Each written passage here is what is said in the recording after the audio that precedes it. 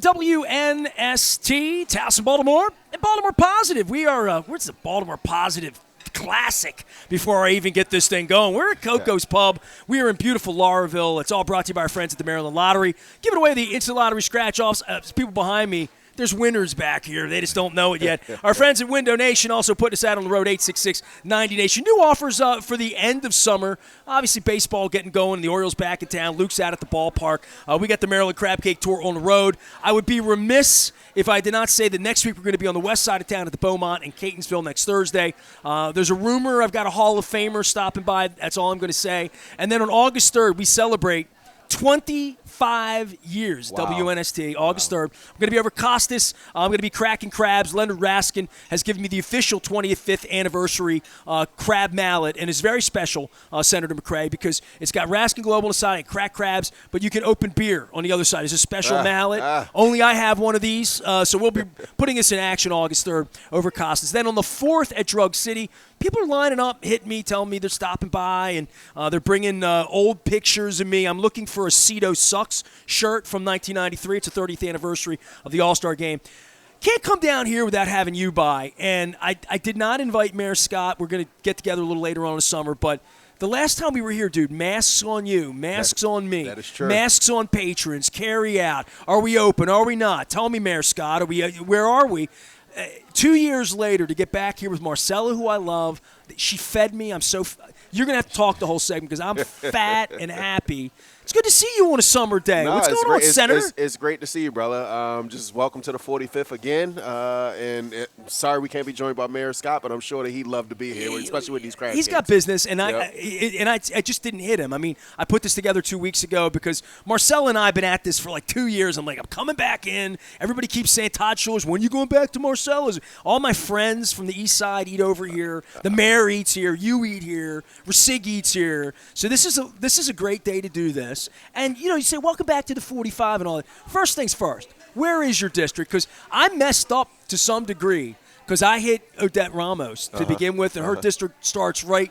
I can spit there. It's across the street. No, right? You're right. So, and then, I hit the councilman. So I'm trying to hit everybody over here, but I do get confused with these Rorschach. So lines were when just I get Sarbanes on, he didn't even know. I mean, it's a mess what's going on with these gerrymandering. So what do you got? Where do you begin at? So it just re-triggered or was reconfigured for January. I go still at Northern Parkway as my most northern, so I go to the county line. I now go my southern boundary is still Hopkins. I now have Elwood Park. Is a new part of it. I lost Summer Station North, but I still have like Greenmount West and Charles North within my community. West, I now go all the way over to like Good Sam. So I got like Hillen Road and Belvedere in my district now. We picked that up from Mary Washington. And then east, I still go over to like Pulaski Highway. It's a pretty huge community, pretty huge district. Yeah, I mean, and I guess you started in a smaller area as a politician and running and getting people to know you and your work as an electrician. Yeah, what you've done and what you tried to build here. But what do people need to know about this area, and your representation for them down in Annapolis? Now, I feel good about it. I've got my training wheels in the House of Delegates, so I did a tour in the House of Delegates, and now I'm currently serving my second term in the Maryland State Senate. And one of the things that I think about is how do you set that foundation up for the next generation to be able to build upon. And we got some big things going on in the 45th. So we don't have any stadiums, a stadium for a high school. Imagine a stadium for a high school. So right there at Hartford and 25th, for those folks that are a generation before me, they called it Clifton Middle. It's the Fairmont Hartford building. There's going to be a football stadium right there on Hartford Road, which is going to be very cool.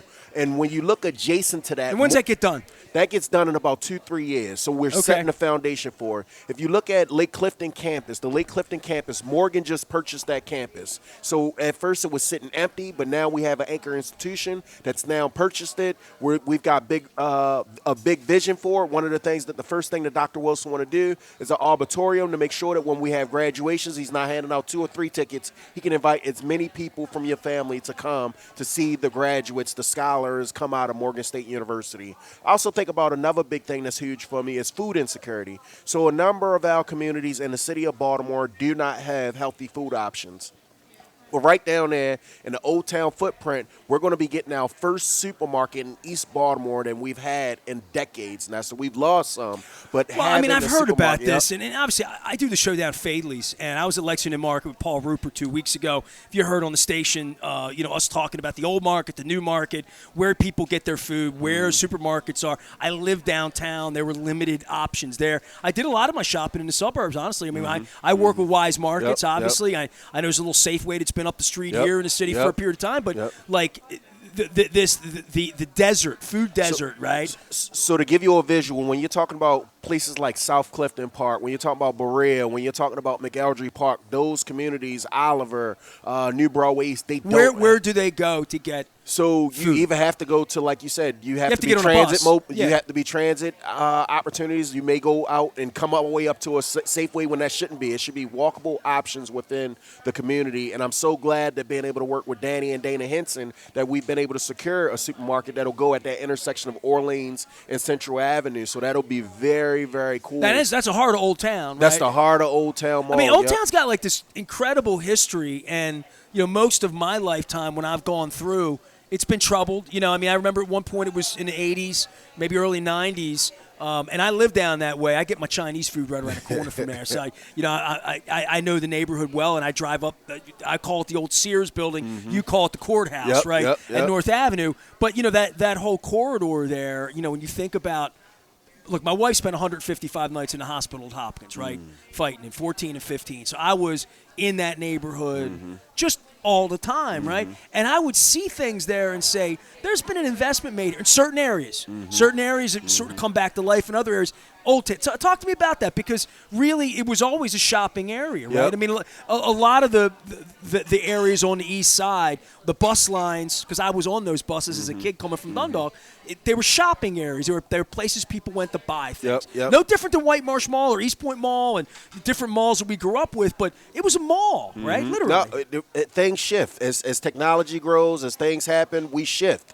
So what happens is you've had Perkins has been knocked down, Somerset has been removed, and you see a number of affordable housing options, market rate housing that's coming to that footprint, but not just doing housing, thinking about what does it look like from a holistic standpoint. We talked about healthy food options, but let's talk about the park that's going to be named after my predecessor, Nathaniel J. McFadden Learn and Play Park. This is a $6 million plus park that the state of Maryland has 1.7 into that $6 million to make sure that when the state's covering about a third of it. The state's covering about a third. So 25%. Yep. Okay. So when you think about the housing piece, the housing connection, the food connection, we also need those green spaces that you can just enjoy. You may want to walk around. You may want to walk your dog. Your children can be able to play. I'd love to see people growing food in those neighborhoods. Because I see that footprint in Detroit and other places that growing food in a neighborhood changes a neighborhood. Yep, nope. And so I feel really, really strong. And if you come up, the next community that you have is Johnson Square.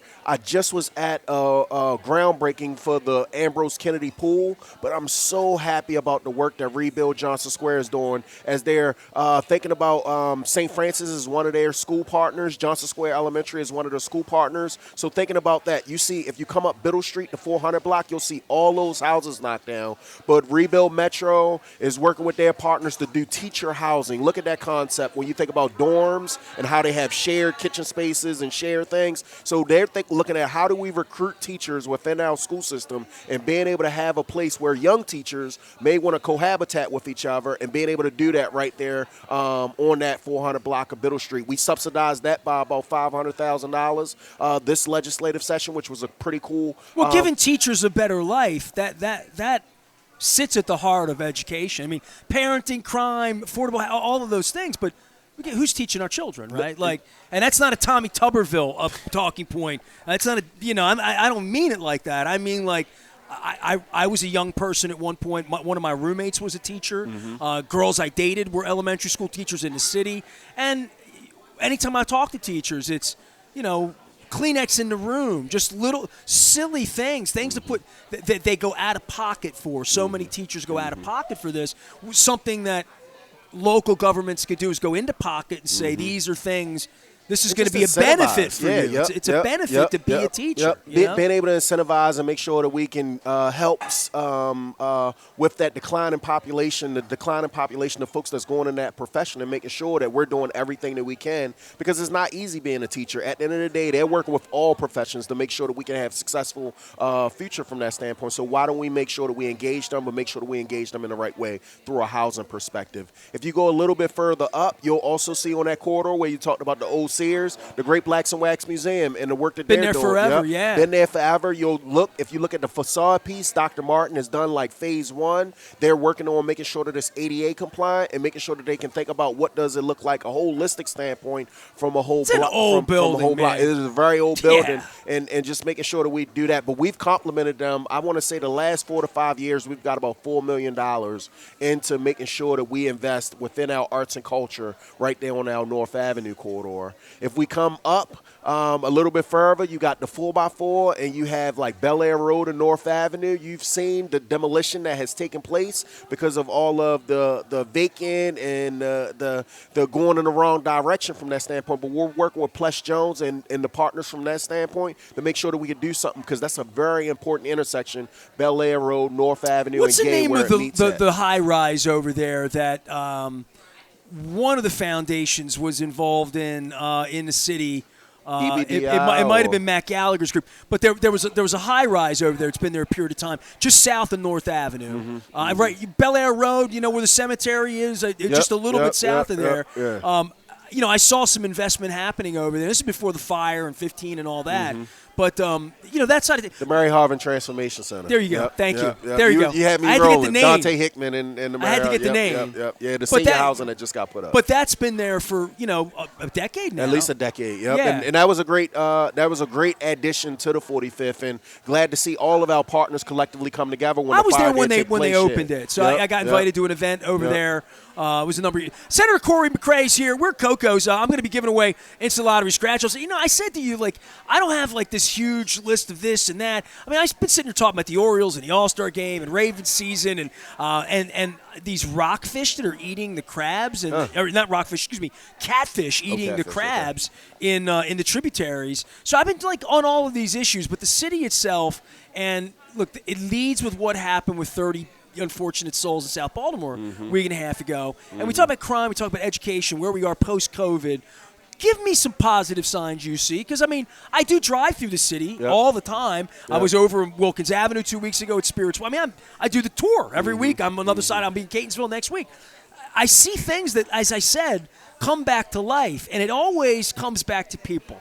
When there's a you and there's a business owner and there's a Marcella and there's people vested and police vested and communities vested and schools and parents and homeowners and there's an investment in all these communities. Yep. My dad was one of those guys in our neighborhood, umpire, working in the rec council, making sure the snowballs were there after little things like that build community. What are you seeing that are positive signs? Man, as an entrepreneur, I'm always thinking about how do you lay that foundation, and do we have the support systems on our main corridors? So if you look at the Harford Road corridor, we got Sam Polikoff. We just got a bookstore with Snug Bookstore. We're on the Harford Road corridor. You have Koco's. So you have these amenities. Not only can you eat, but you can also shop. Hold on a second. We're doing Harford Road corridor.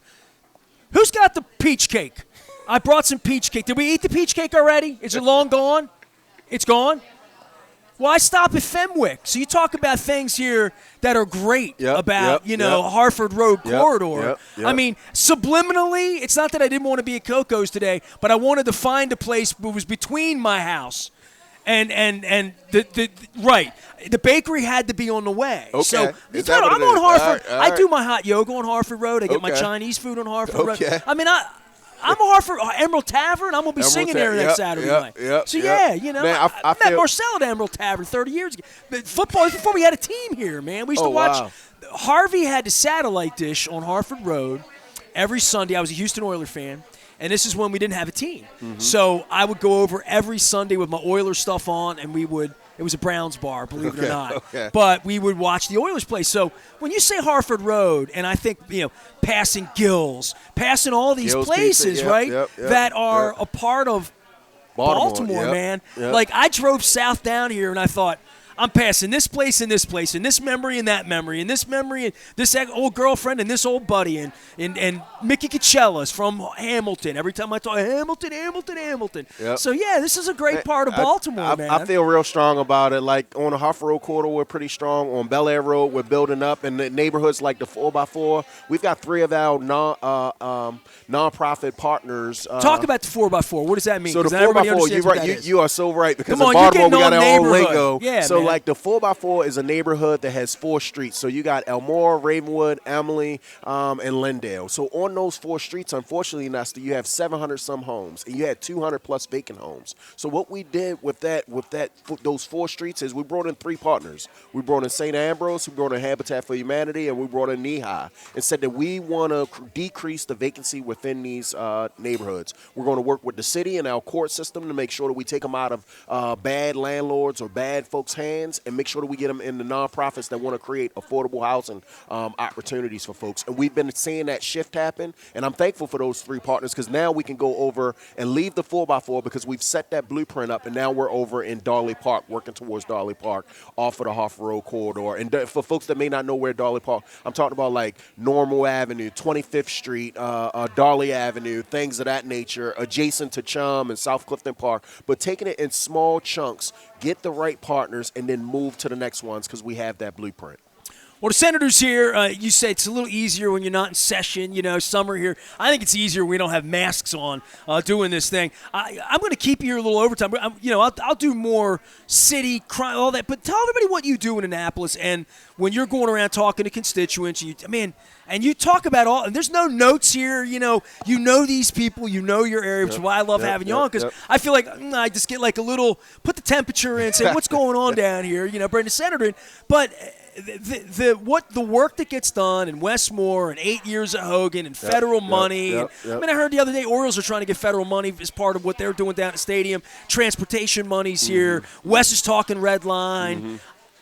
You were down there. You've been down there as a delegate, now as a senator. Give me the state of what you see with your eyes when you, I guess, get in the car, go down to Annapolis every day for a couple months, right? And sit and talk to people from other parts of the state that don't share the same whatever background, but we all share that we want to have a strong economy here. We want a better state. So I think that at the end of the day, we have a governor with Governor Moore being from the Baltimore region. We have Brooke Learman, the comptroller, being from the Baltimore region. We have the Speaker Jones being from the Baltimore region. We have the Senate President from the Baltimore region. Teacher, Nestor, by the way, Bill Ferguson. I always say that. If we can't put this puzzle together with the pieces that we have at this moment, I do not think that it can be done. This is Baltimore's best shot. This is Baltimore's best shot. I'm super optimistic about it. I'm betting on Baltimore, but at the end of the day, I think that everything is aligned in the manner that it has to be able to deal with transportation, education, housing, our waterways, and our environment. So many things from that standpoint. So I feel strong and optimistic about it. I feel as though our mayor is our quarterback. At the end of the day, I'm a tight end. I'm a wide receiver. I'm whatever. Now, when he calls you, what does he need? When you sit with the mayor, you don't have to share. But I mean, this is in the public's interest. When the two of you are getting together, you're talking about us, it's right? So important. So like, go ahead. When I'm talking to the mayor, let's just say our conversation a couple days ago. So as they're actually setting and crafting the Baltimore agenda for next legislative session at this moment. When we think about the governor, when we think about the mayor, this is the mayor. This is old Mayor Schaefer taking notes and saying these are all the things we need, and then the mayor goes down there with your help, maybe the help of Brooke Learman, maybe the help of Bill Ferguson. Sympathetic ears maybe that weren't always there, right? Or people that somehow said Baltimore can help itself. Because when I was with Governor Hogan, I never felt the commitment to the city. As a voter, he would push back, I've done all I can do. Well, frustration, don't show me frustration. Show me action. We're all frustrated. You know what I'm saying, right? Yeah, absolutely right. Absolutely right. I think that these puzzles are hard because if they weren't hard, they'd already be done. They'd already be completed from that standpoint. I think that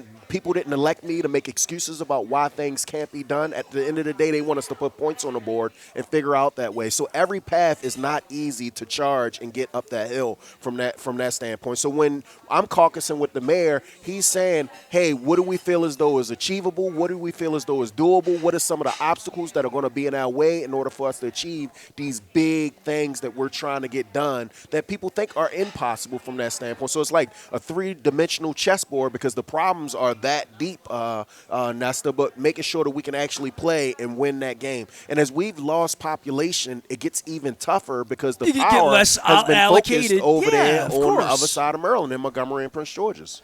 Well, we're going to continue at it. We're going to have crab cakes here today. Dave Sheinin from the Washington Post, and that's a misnomer because he lives in Canton, Upper Canton, Fells Point, Butchers Hill.